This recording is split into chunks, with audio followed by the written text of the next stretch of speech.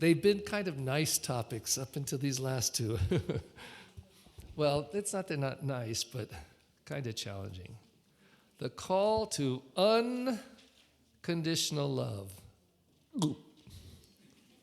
Unconditional love.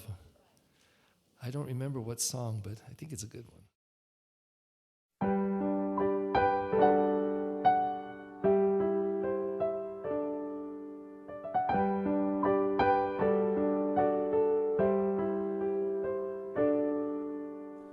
I will come to you in the silence. I will lift you from all your fear. You will hear my voice. I claim you as my choice. Be still and know I am here.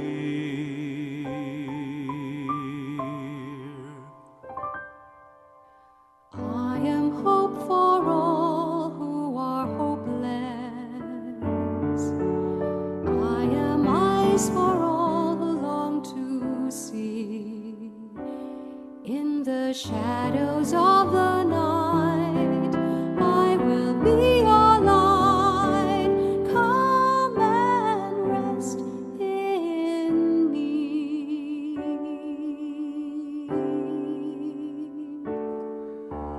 Do not be afraid, I am with you. I have called you each by name. Come and follow me, I will bring you home. I love you and you are mine.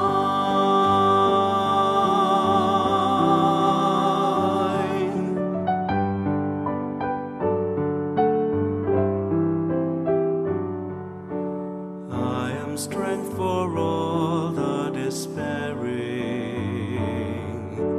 healing for the ones who dwell in shame.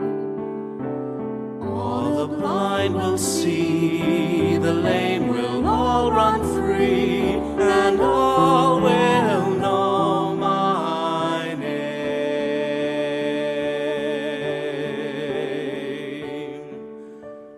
Do not be afraid, I am with you. I have called you each by name. Come and follow me, I will bring you home. I love you and you are mine.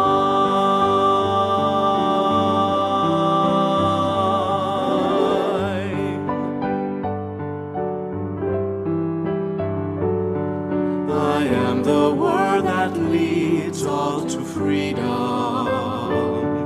I am the peace the world cannot give.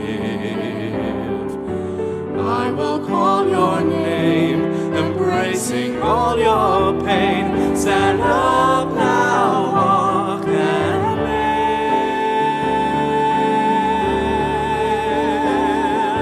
live. Do not be afraid, I am with you.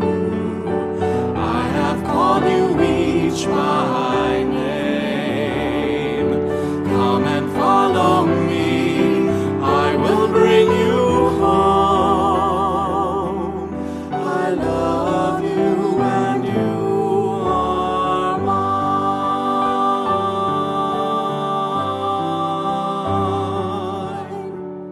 Do not be afraid, I am with you.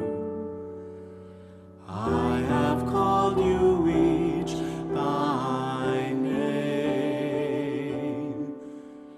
Come and follow me,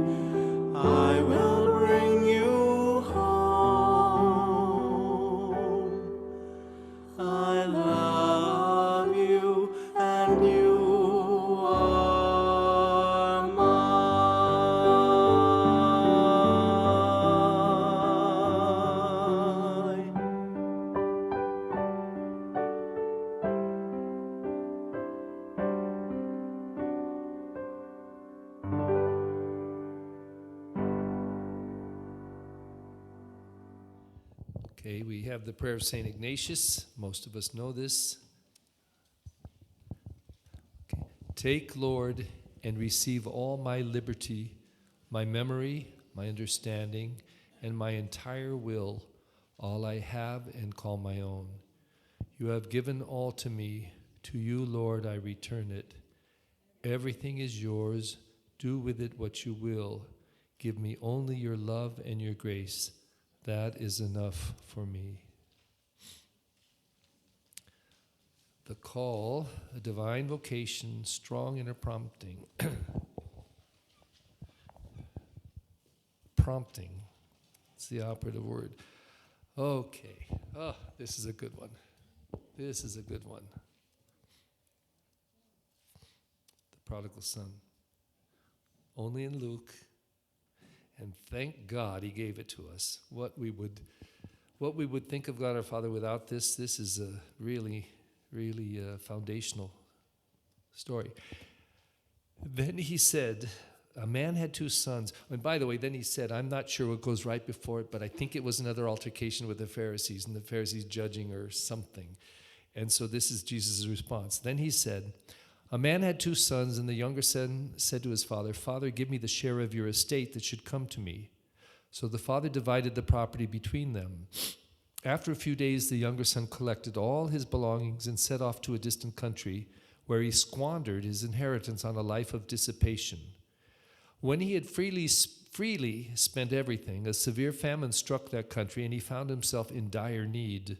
So he hired himself out to be one of the local citizens, who sent him to his farm to tend the swine. And he longed to eat his fill of the pods on which the swine fed, but nobody gave him any. Coming to his senses, he thought, how many of my father's hired workers have more than enough food to eat, but here I am, dying from hunger. I shall get up and go to my father, and I shall say to him, Father, I have sinned against heaven and against you. I no longer deserve to be called your son. Treat me as you would treat one of your hired workers. That was the prodigal son, loving father, and his response. So he got up, went back to his father. While he was still a long way off, his father caught sight of him and was filled with compassion. He ran to his son, embraced him, and kissed him. His son said to him, Father, I have sinned against heaven and against you. I no longer deserve to be called your son. But his father ordered his servants, quickly bring the finest robe and put it on him. Put a ring on his finger and sandals on his feet. Take the fattened calf and slaughter it. Then let us celebrate with a feast. Because this son of mine was dead and has come to life again. He was lost and has been found. Then the celebration began. There's one character left. Now, the older son had been out in the field, and on his way back, as he neared the house, he heard the sound of music and dancing. He called one of the servants and asked what this might mean. The servant said to him, Your brother has returned, and your father has slaughtered the fattened calf because he has him back safe and sound. He became angry, and when he refused to enter the house, his father came out and pleaded with him. He said to his father in reply, Look, all these years I have served you, and not once did I disobey your orders, yet you never gave me even a young goat to feast on with my friends. But when your son returns, who swallowed up your property with prostitutes, for him you slaughtered the fattened calf. He said to him, My son, you are here with me always. Everything I have is yours. But now we must celebrate and rejoice, because your brother was dead and has come to life again. He was lost and has been found. Okay. This is a good story with good characters, okay? Strong characters. We have the prodigal son. We have the father, and we have the older brother. There. He's the spoiled one. He's the loving one, and he's the resentful one. Please. Prodigal son spoiled. If you summed it up, he'd say, it's all about me. Everything's all about me. Give to me, I want it now. The loving father, unconditional love. Just loves both sons no matter what. And this one, you never loved me. He's so full of resentment. Now, this is premature, but don't raise your hand, but who do you relate to more? I know who I am in this story. I'm the older brother. Oh, man. And I have a good reason to feel like this. Well, I did. I don't so much anymore. But this is where I want to introduce the little story and the big story. The little story is what's on the page here. This is the story, the narrative. And there's a ton of stuff in that. But this story is something for us to connect to and see the bigger story in us and in me, each of us. So, in this little story, the younger son asked for his inheritance. This is nasty. When do you get your inheritance? When their parents die. I want half of the property now, Dad. Now that means he's going to give half of the property to this one son, and the other son gets the other property, but he's going to live off of his son or what? And what if it goes down in value? I mean, that's the things we think about today, but he wants his half right now. What a spoiled little brat, chiquiado, huh? Just terrible. So the father divides the property, not even a question. Okay, divides the property and gives it to him. Maybe he's at fault for spoiling him. I don't know. But then the son squanders it with, I think in some of the editions it says, with these friends, and they're the friends that you have when you've got a lot of money. Like win the lottery and discover how many friends you've got. Oh, they'll be knocking on the door. But he blows it all, and now he's broke. So in this little story, he goes and works on this pig farm. What a story. The Jews didn't eat pork. That was unclean. You'd be unclean even touching the stuff. And he's sitting there feeding pigs, and they wouldn't even give him pig food. So he's got enough smarts to say, okay, I got to go home and cry uncle. I'll tell my dad I was wrong. And he actually comes up with a perfect speech. I will confess. This is what I tell your children. If they come to confession, they've done something really bad, I say, okay, here's the story. This is what you need to do. You need to go tell your parent, I'm sorry, I've sinned against you and God. I'm not even worthy to be your son. And this edition was, let me come home, I'll clean the house every day for a year. I'll do everything, anything you want. I'll just be a servant. It's a great speech, don't you think? What parent wouldn't love to hear that? So he goes home, and he doesn't even get the first two lines out. First of all, in this story, the father runs out to him. Now, I don't know about your fathers, but I'll tell you mine. He's dead now, and he'd admit this. He's admitting it from up there. He's standing there, and when I left, no one will be shocked. Oh, I'm just quoting my dad. My dad had some sayings. And one of them was, he's got to be the biggest horse's ass I've ever seen. That's what he said about Father Bill. He's got to be the biggest horse's ass. He loves saying that. So that's what he'd say as I asked for my money, which he wouldn't have given me, by the way, but whatever. Whatever it would be that if I kind of broke relationship with him and left, and then if I came home with my tail between my legs and I'm coming back, and he saw me, you think he'd run out to me and kiss me? I don't think so. He'd stand there and relishing every step toward me. On your knees. Oh, I know the speech I'd get. You were right again, right? I'm always wrong. You're the smart one. Oh, man. But to have this father run out to his son, he's so happy he's back. He's so happy he's alive. Now, I suppose all parents here have known this feeling sometimes when their son or daughter was at risk and they did something stupid and they left, but they came back and you were just grateful. But sometimes we're not just grateful. We have a lesson to bring home to them. We're going to let them hear it all, But this father doesn't do that. He runs out there with unconditional love and wraps his arms around him, kisses him, and the details, gives him the finest robe. Don't get the finest robe in that house. Maybe it was his own, but put the finest robe on him. Saying, listen, you deserve the best. You're back. That's all I wanted. You're back. Put a ring on his finger, sandals on his feet.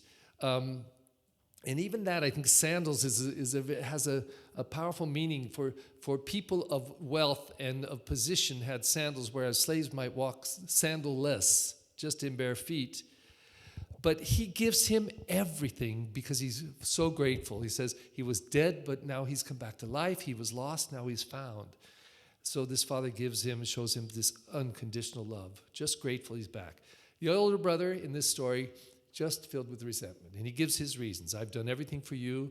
You've never given me even a kid goat to share with my friends. But this creepy little brother, he went out and squandered everything, and you welcome him back? I won't go in. I won't go in. Don't even ask me. I won't go in. He's pretty sure about this. But this father even reconciles with his son. Please, please come in. Your brother was dead. He's come back to life. And he is the bridge to bring them back together with this unconditional love that he shows. What is attractive to us in the prodigal son? It's all about me. Anything attractive about that to you? Not very attractive, yeah. That was my little brother, okay? I didn't find it attractive then, and I still don't. The father, the older brother, I'm sorry, that's me. It was for years. It took me a long time to see it, but I did everything for my parents, and I was cleaning the house. I was Cinderella. And I was cleaning and washed the car, and then I washed my dad's car, and he'd say, "Why'd you do that? It ran better when it was dirty." But any rate. But this father, what's attractive? My God, just so loving. And not just that he did for his kids, but he had a reason for it. They were dead. He admits it. They were dead. They were lost. He's not Pollyanna about it. He's not saying, oh, they're a beautiful kid no matter what they do. No, they were lost. But they found their way back, and he's just grateful.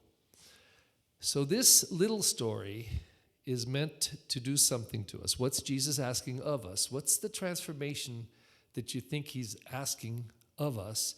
What from us? What does he want us to give up or give into? And in the end, what is he looking for us? What is it that he gives to us in this story and in this idea of unconditional love? I got to believe he's not asking me to do this to prove anything to him or to make him happy, put a Jesus smile on his Jesus face. He's saying, Perry, or any one of us, I've got something for you here. It's called unconditional love. You got to get this, because this will change your life. Love with no conditions. What is Jesus asking of us, from us, for us? When I was in San Marino, there was a woman who drove me crazy. Oh, she was demanding, difficult, whatever. And she said, well, Father Mary, I love you. And she just drove me nuts. So we had a school function. It was, they used to have art auctions.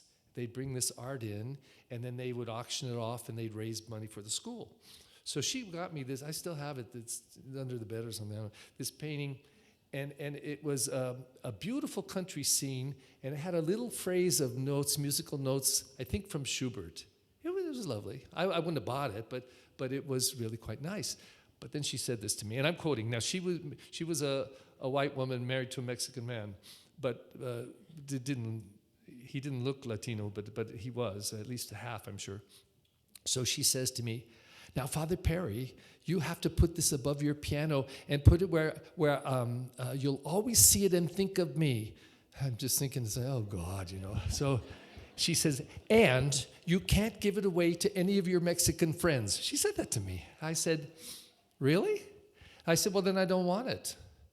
And she said, but you have to take it because I love you so much, you have to take it. I said, no, I don't want it. Why don't you want it? And I said, because it's not a gift. There's strings attached. If you give that gift to me, I can do anything I want with it. I can sell it, I can burn it, I can throw it in the trash, I can give it away to a Mexican friend, I can do whatever I want with it. It's mine to do what I want. And if you don't give it to me that way, keep it, because I don't want your strings. Really? I said, really? Okay, you can have it and do whatever you want with it. Now, I'd have been a nice guy if I left it at that, but I said, why, thank you. And I said, I just know just the person I want to give it to. I said, just kidding, but oh my God. And too many conditions. Now that's unconditional love, isn't it? Look at that little princess loving herself. Looks in that mirror. She knows she's a princess. She really does. Just delighting in herself. He's a little king. He knows, right? Love yourself unconditionally with all your defects. Oh, that's a good one, huh? Add the defects. But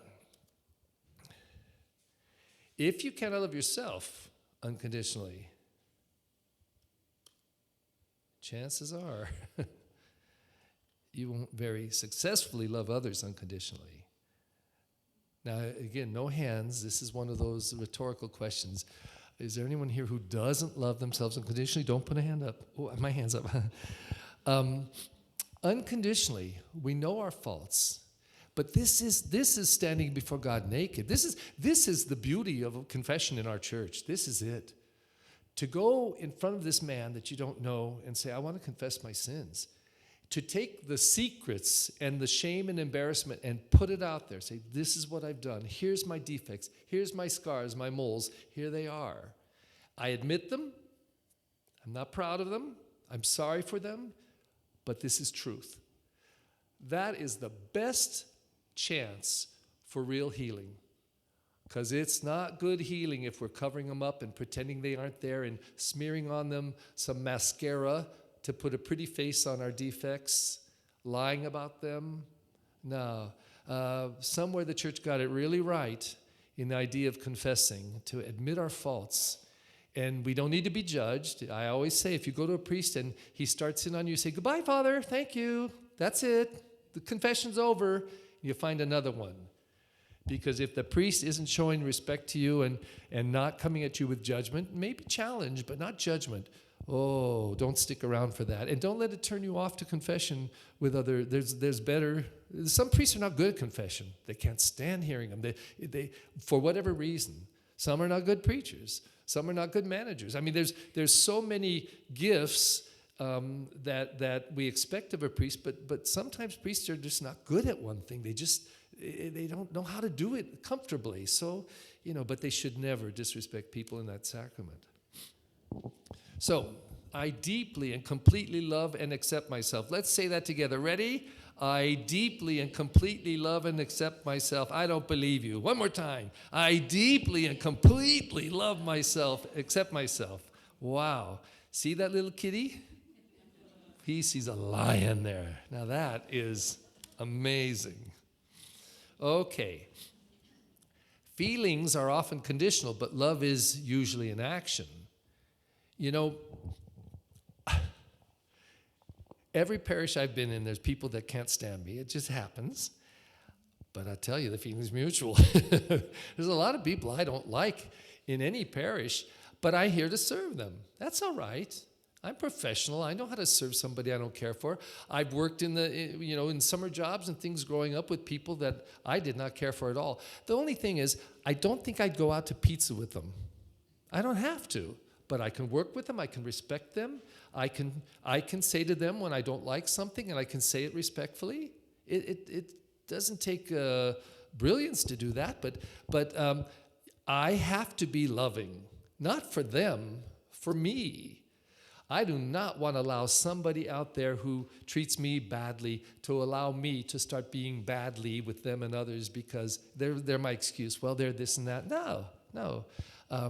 I refuse to give that control to somebody else to recreate me in their image and likeness. I want to go out to pizza with them, but I need to be loving and do it to the best of my ability. And it's a challenge sometimes, but it is doable. To love unconditionally is to act with love under all conditions. I like that. I love me. We have to say that every day. I love me. To love out of love is different than a loving out of need. I have done a lot of counseling over the years, and when I get people, I think of one at St. Joseph Hawthorne. I'll never forget that. I can't remember the people, but I was in that parking lot across, or in the pastoral center, and there's a gate there, and this guy came up to me. Usually a woman does this, but this guy came up to me, and he was crying, and she walked out on him, and it was really hard, and blah, blah, blah. And I'm listening to all this, and it's the same. I hear these stories all the time, going on and on. I give them 30 minutes to say it. At 31 minutes, I say, stop. I say, listen. And I hear you're hurt and all that, and I'm very respectful of all that, but I say, but listen, you don't need them. I'm telling you, you don't need this person.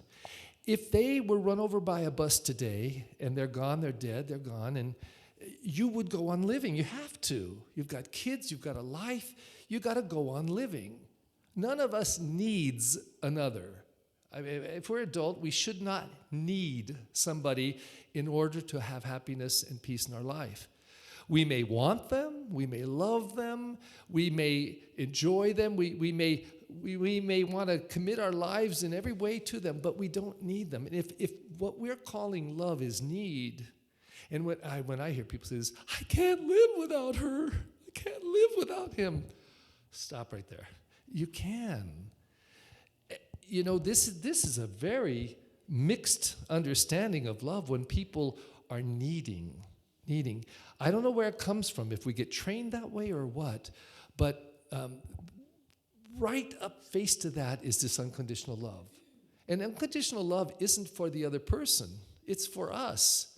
I love unconditionally because I want to be an unconditional lover, not because everything I do, I want payment for it in some form or another.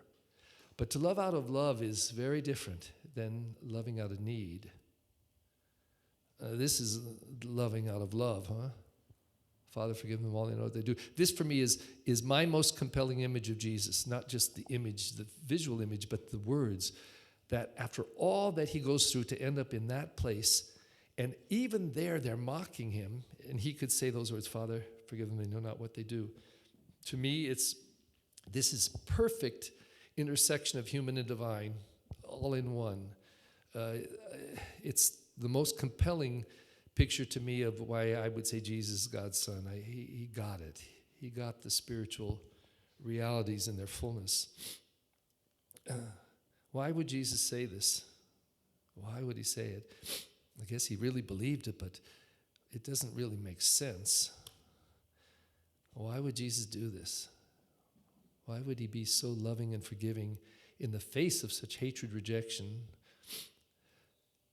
Would he really ask this of us, that we would love our enemies, pray for those who persecute us? And if he would ask this of us, what does he want to happen to us? There must be something that Jesus is promising or hoping would happen in us if we could love like this. What does he want to happen to us? Can we do it? We can. I've had people come to me and their spouse has been unfaithful. And I get, again, the long story and the sobbing and all that. And I don't mean to be in any way saying it's silly or anything, but I hear this all the time. And what I'm hearing, I don't like what I'm hearing when people end up in this place. I'll never forgive him. Or it happened 5 years ago and they still keep bringing it up. And when somebody says to me, I can never forgive them for what they've done, I listen to it for a while. Then I say, may I make a suggestion? You can forgive them. I said, there are people who have forgiven the Holocaust. I'm German by background. There are people that their spouse, their children, their siblings were all killed in the prison camp. They're the only ones that survived. They hated the Germans for 20 years, and they just said, enough. I can't live with this hate anymore. I forgive. Because they saw what not forgiving did to them, how it eats them and destroys their spirit. Can we do it? Of course we can do it. But I suppose, first of all, we have to want to want to.